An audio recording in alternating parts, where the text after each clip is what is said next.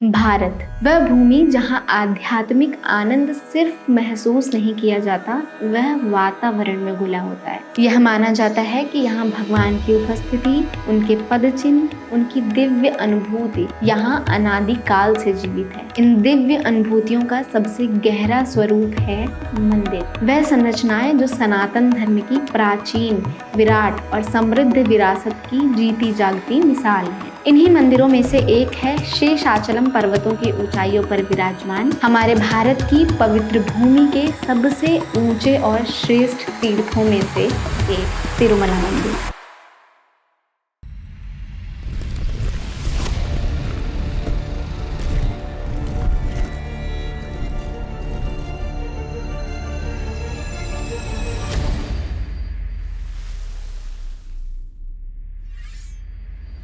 कहते हैं 8000 युगों तक पृथ्वी अग्नि में जल रही थी। यह समय ब्रह्मा के एक दिन और एक रात के बराबर था, यानी हजारों मानव पीढ़ियों तक का लंबा समय। पर्वत राख हो गए थे, नदियां सूख गई थी और मानव जाति जनलोक यानी स्वर्ग की तरफ चली गई थी, ताकि इंसान और ऋषि भगवान की छाया में शांत और सुरक्षित जीवन जी सके। फिर जब ब्रह्मा की रात नजदीक आई तो वायुदेव प्रचंड रूप से बहने लगे। पृथ्वी पाताल लोक में पूरी तरह डूब गई थी और हजारों वर्षों तक वह उसी अंधकार में पड़ी रही। इसी समय जब जल सब कुछ निगल चुका था, भगवान विष्णु ने आदि वराह का रूप धारण किया और पाताल लोक की ओर निकल गए। तभी उनका सामना हुआ एक विशाल दैत्य हिरण्याक्ष से, जो पृथ्वी को निगल कर सब कुछ नष्ट कर देना चाहता था। आदि वराह ने उससे भयंकर युद्ध किया और उसको पराजित कर पृथ्वी को अपने विशाल दांतों से ऊपर उठा लिया और जल को चीरते हुए बाहर ले आए।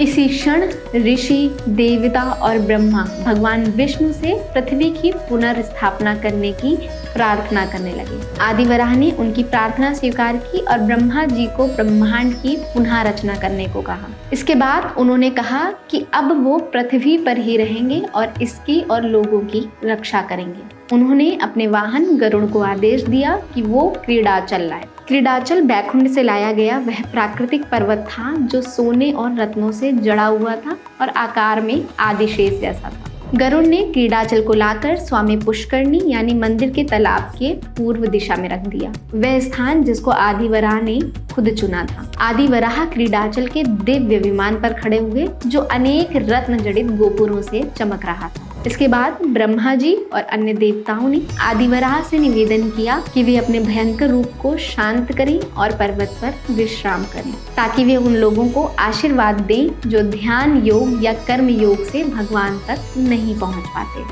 और यहीं उसी दिव्य विमान के भीतर भगवान अपने शांत और 4 भुजात्मक स्वरूप में प्रकट हुए। उन्होंने निर्णय लिया कि वेंकटाद्रि यानी तिरुमला हिल ही उनका निवास स्थान होगा और यहीं से वो अपने भक्तों की प्रार्थना सुनेंगे। फिर द्वापर युग में एक घटना हुई। एक दिन वायुदेव भगवान विष्णु को प्रणाम करने के लिए बैकुंठ गए। भगवान लक्ष्मी जी के साथ शयन कक्ष में विश्राम कर रहे थे और प्रवेश द्वार की रक्षा कर रहे थे आदिशेष। जब आदिशेष ने वायुदेव को अंदर जाने से मना किया तो दोनों के बीच भयंकर युद्ध होने लगा। आदिशेष आनंद पर्वत यानी मेरु पर्वत का उत्तरी भाग अपनी कुंडली में बांधे और वायुदेव पूरी शक्ति से उसे छुड़ाने की कोशिश करें। संघर्ष शुरू हुआ। देखते ही देखते यह संघर्ष इतना भीषण हो गया कि सृष्टि कांप उठी। देवताओं को आने वाली तबाही का अनुमान हो गया था। तब जाकर देवताओं ने आदिशेष से प्रार्थना की कि वे संसार के कल्याण के लिए वायुदेव को जीतने दें और अंततः आदिशेष ने पर्वत छोड़ दिया और आदिशेष और आनंद पर्वत दोनों उड़कर स्वर्णमुखी नदी किनारे आ गए। आदिशेष इन सब से दुखी हो गए थे।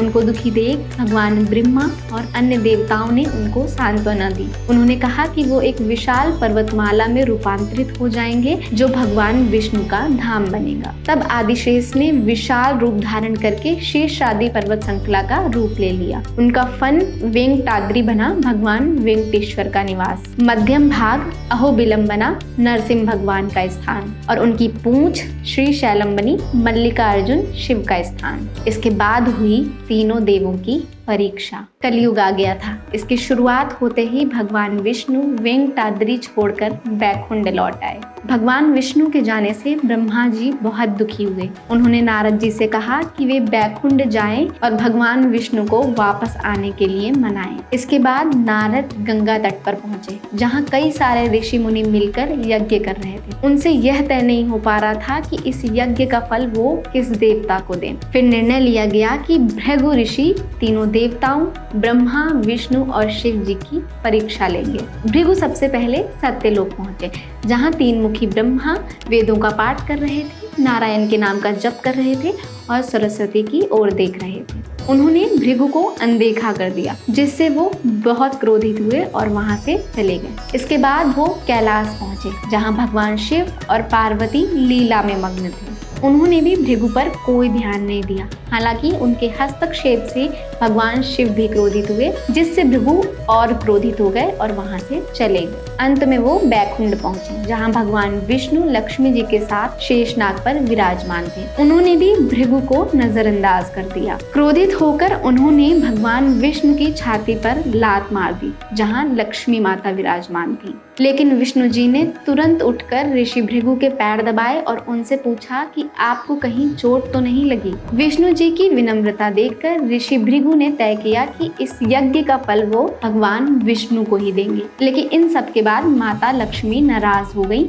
और वो भगवान विष्णु को छोड़कर कारवीरपुर यानी कोल्हापुर चली गई तप करने। भगवान विष्णु उन्हें खोजते हुए जंगल और पहाड़ियों में भटकने लगे। अंत में वे वेंकटाद्रि पर एक चींटी पहाड़ के पास तमरिंद के पेड़ के नीचे रहने लगे। इसके बाद उनकी सहायता के लिए ब्रह्मा और शिव जी ने गाय और बछड़े का रूप लिया। सूर्यदेव ने सारी बात लक्ष्मी जी को बताई और उनसे अनुरोध किया कि वे एक गाय पालिका के रूप में इसे वहां के राजा को बेच दें। लक्ष्मी जी ने ऐसा ही किया। अब गाय रोज चींटी पहाड़ के पास जाती और अपना सारा दूध भगवान को अर्पित कराती। वहां की रानी को लगा कि गाय दूध नहीं दे रही है, इसलिए उसने ग्वाला को डांट दिया। फिर एक दिन जब ग्वाला गाय का पीछा करते हुए जंगल पहुंचा तो उसने देखा कि गाय अपना सारा दूध एक चींटी पहाड़ पर गिरा देती है। यह सब देखकर ग्वाला को बहुत क्रोध आया और उसने गाय को मारने के लिए गुस्से में कुल्हाड़ी उठा ली। पर इसी बीच भगवान विष्णु बाहर आ गए और वह प्रहार वो अपने ऊपर झेल गए। भगवान को घायल देख ग्वाला वहीं गिर गया और उसने वहीं दम तोड़ दिया। इसके बाद गाय खून के धब्बों के साथ राजा के पास गई। यह सब देखकर राजा तुरंत घटना स्थल पर पहुंच गया, जहां भगवान ने उसको अपने सेवक के अपराध के लिए असुर बनने का श्राप दिया। राजा ने प्रार्थना की तो भगवान ने कहा कि जब आकाश राजा उनके विवाह में मुकुट भेंट करेंगे तब यह श्राप समाप्त हो जाएगा। और ग्वाले की आत्मा को वरदान मिला कि उसके वंशज सदियों तक भगवान की गर्भगृह के द्वार खोलने का सौभाग्य पाएंगे। समय बीतने पर चोल राजा का आकाश राज के रूप में पुनर्जन्म हुआ, लेकिन उनके कोई संतान नहीं थी। एक दिन यज्ञ के दौरान हल चलाते समय उन्हें कमल में एक नन्ही कन्या मिली, जिसे उन्होंने अलारमेलमंगा नाम देकर अपनी पुत्री के रूप में अपनाया, जिनको पद्मावती भी कहा जाता है। तभी भगवान विष्णु ने श्रीनिवास के रूप में अवतार लिया और उनकी पालककर्ता थी वकुला देवी, जो पिछले जन्म में भगवान कृष्ण की पालक माता यशोदा थी और उनको भगवान कृष्ण का विवाह देखने का सौभाग्य न मिलने का पश्चाताप था। वहीं देवी पद्मावती बड़ी होकर सौंदर्य की प्रतिमा बनी। नारद ने उनकी हाथ की रेखाओं को देखकर बताया कि उनका विवाह स्वयं भगवान विष्णु से होगा। फिर एक बार जब श्रीनिवास शिकार पर गए तो एक हाथी का पीछा करते करते वो उस उपवन तक पहुंच गए, जहां पद्मावती अपनी सखियों संग थी। भगवान को देखते ही हाथी शांत हो गया और पद्मावती के रूप ने श्रीनिवास को मोहित कर दिया। उन्होंने तुरंत जाकर यह बात अपनी माता वकुला देवी को बताई। इसके बाद श्रीनिवास की मां उनके बेटे और पद्मावती का विवाह प्रस्ताव लेकर आकाश राज के पास पहुंच गई। इस बीच पद्मावती भी प्रेम में पड़कर बीमार हो गई थी। फिर दासी एक स्त्री ज्योतिषी को लाई। ज्योतिषी ने बताया कि पद्मावती का जन्म श्रीनिवास से विवाह के लिए ही हुआ है। यह सब सुनते ही पद्मावती खुशी से पूरी तरह स्वस्थ हो गईं। बकुला देवी जब राजा के सामने विवाह प्रस्ताव लेकर गई तो उन्होंने इसको तुरंत स्वीकार कर लिया। इसके बाद भगवान ने देवताओं की एक सभा बुलाई और अपने विवाह की घोषणा कर दी। अपने विवाह के लिए उन्होंने कुबेर से एक विशाल ऋण लिया और माना जाता है कि आज भी भक्त भगवान का ऋण चुकाने में दान करते हैं। विवाह के 6 महीने बाद लक्ष्मी जी को भगवान विष्णु के पुनर्विवाह के बारे में पता चला, जिससे वो बहुत क्रोधित हुई और उनसे मिलने चली गई। अब दोनों देवियों के आमने सामने प्रश्न करने पर भगवान वहीं पत्थर की मूर्ति में परिवर्तित हो गए। तभी वहां ब्रह्मा जी और शिव जी प्रकट हो गए। उन्होंने देवियों को समझाया कि ये जो कुछ भी हुआ है यह कलयुग में लोगों के कल्याण के लिए हुआ है, ताकि भगवान 7 पहाड़ियों पर स्थायी रूप से निवास करें। यह सब सुनते ही लक्ष्मी और पद्मावती भी पत्थर की मूर्तियों में परिवर्तित हो गईं। लक्ष्मी जी भगवान की छाती के बाएं ओर और पद्मावती दाईं ओर विराजमान हो गई और इस प्रकार भगवान विष्णु श्री वेंकटेश्वर के रूप में तिरुमला में हमेशा के लिए विराजमान हो गए। तिरुमला मंदिर की कथा किसी एक पुस्तक, किसी एक रचना या किसी एक लेखक की कहानी नहीं है। यह अनेक प्राचीन पुराणों, वराह, गरुड़, ब्रह्मांड, मार्कंडेय, ब्रह्म आदि में बताई गई कहानियों और संदर्भों से मिलाकर बनी है। इन ग्रंथों में पर्वतों, नदियों, सरोवरों, वनस्पतियों और तिरुमला में भगवान के आने से जुड़ी बातें मिलती हैं।